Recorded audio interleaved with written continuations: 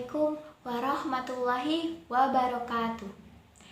Alhamdulillahirabbil alamin, hamdan katsiran thayyiban mubarakan fi kama yuhibbu rabbuna wa yarda. Asyhadu an la ilaha illallah wahdahu la syarikalah, lahul mulku wa lahul hamdu wa ala kulli syai'in qadir.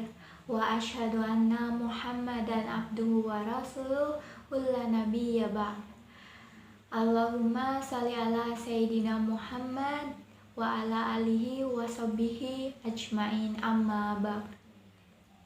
Teman-teman yang dirahmati Allah, pertama-tama marilah kita panjatkan puja dan puji syukur kita ke hadirat Allah Subhanahu wa Ta'ala yang telah melimpahkan rahmat serta karunia-Nya kepada kita semua sehingga masih diberikan kesehatan hingga sampai saat ini.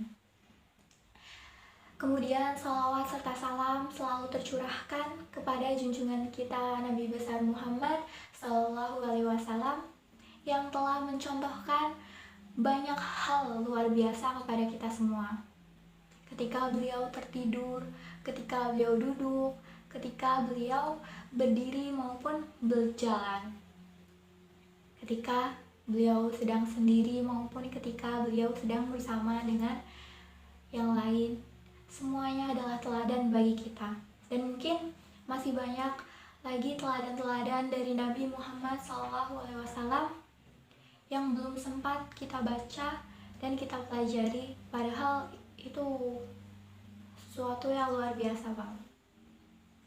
Dan mudah-mudahan kita bukan hanya mengaku-ngaku mencintai Rasulullah SAW, tetapi bentuk rasa cinta kita yaitu serius dalam belajar tentang teladan-teladan beliau. Teman-teman yang dirahmati Allah, pada kesempatan kali ini izinkan saya berbagi sedikit kisah ketika Allah Subhanahu wa Ta'ala mengutus Nabi Muhammad SAW ke muka bumi. Kalau teman-teman baca-baca di buku sejarah, dulu itu kota Mekah dan Arab sekitarnya, kehidupan masyarakat sebelum datangnya Nabi Muhammad SAW itu disebut dengan istilah jahiliyah. Mengapa disebut dengan istilah jahiliyah? Istilah jahiliyah bagi mereka bukan berarti mereka bodoh, bukan berarti mereka gak punya ilmu. Mereka punya ilmu, terutama dari sisi ilmu sastra dan ilmu riwayatnya. Ilmu sastra mereka maju banget loh. Bahasa mereka itu tertata dan cara berbicara mereka juga rapih banget. Dan juga perdagangan mereka itu maju loh. Orang Mekah yang kaya tuh kaya beneran. Kebayang gak kayanya seorang Utsman bin Affan sekalinya berinfak, kalau kita konversiin ke dalam rupiah itu sekitar 20 miliar. Dan itu saat kalinya berinfak. Dan bagi Utsman itu tuh receh banget. Jadi bagi mereka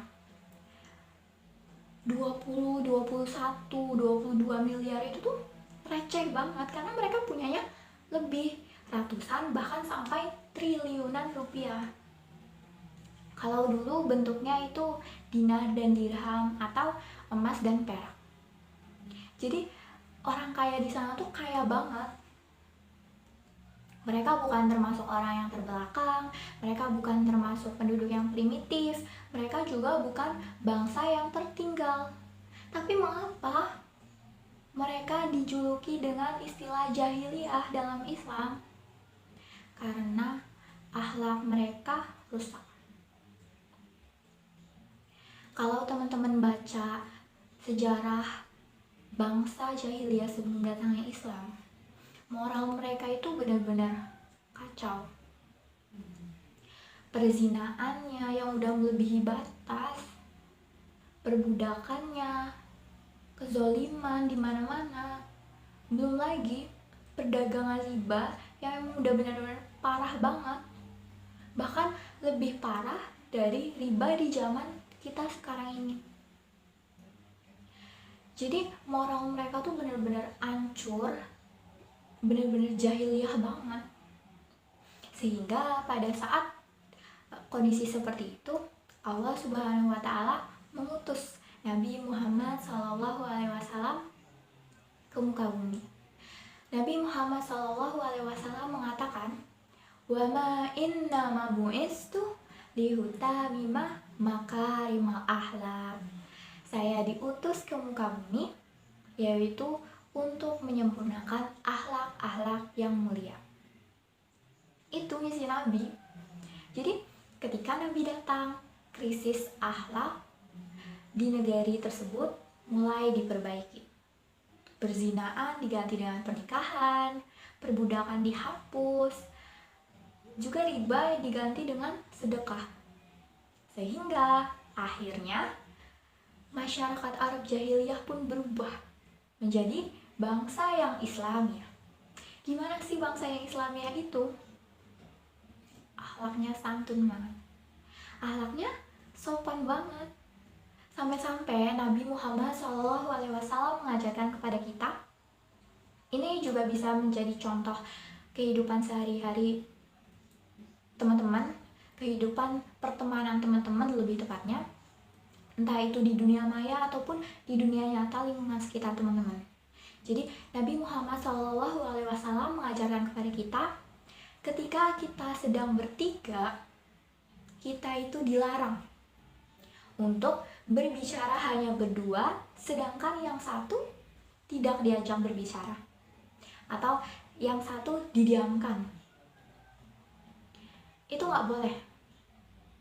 Dalam Islam itu termasuk sifat jahiliyah, perbuatan jahiliyah. Jadi walaupun kita misalnya emang lagi ada masalah sama dia, kita lagi gak nyaman sama dia, tapi kalau misalnya kita gak nyaman sama dia, kita tetap harus ajak dia bicara. Kita gak boleh diemin dia. Kenapa? Menjaga perasaan dia. Karena menjaga perasaan itu tuh sesuatu banget dalam Islam. Ini akhlak dalam Islam. Sehalus itu Islam memperhatikan bab akhlak. Jadi kalau kita udah gak peduli lagi tentang akhlak, mau kita hafal 30 juz, mau kita hafal ribuan hadis, mau pakaian kita paling tertutup, mau jubah kita paling tebal, janggut kita paling panjang, bahkan jabatan kita yang paling tinggi sekalipun, kalau kita udah gak memperhatikan tentang akhlak, apalagi yang paling sederhana kayak gini, kita bukanlah termasuk orang yang Islami. Islam itu akhlak, dan akhlak itu Islam, gak bisa dipisahin. Dan ternyata terkadang dosa besar itu tuh berawal dari masalah moral yang paling sepele. Makanya Islam kenapa detail banget kalau udah ngebahas tentang akhlak dan moral. Dan saya cuma pengen ngajak teman-teman, yuk kita belajar sirah, yuk kita belajar kepada Nabi Muhammad SAW. Yuk kita belajar dari Al-Quran maupun dari hadis, terutama mengenai bab akhlak dan moral. Karena siapa yang baik akhlaknya, insya Allah akan Allah bantu memperbaiki ibadahnya. Al-adab awalan, kata para ulama, akhlak terlebih dahulu. Sesungguhnya siapa yang belajar ilmu tetapi tidak semakin baik akhlaknya, maka dia bukanlah termasuk orang yang berilmu, selain hanya orang yang mendapatkan wawasan semata. Barakallahu fikum. Wassalamualaikum warahmatullahi wabarakatuh.